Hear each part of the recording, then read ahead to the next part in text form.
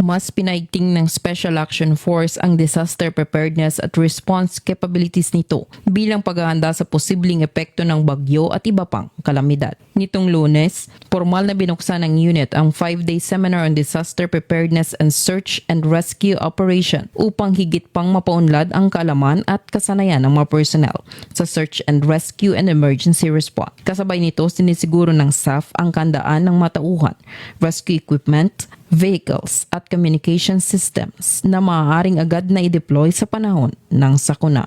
Sa pamamagitan ng patuloy na pagsasanay at paghahanda, nananatiling handa ang SAF bago ang sakuna, mabilis sa pagtugon at maaasahan sa oras ng pangangailangan.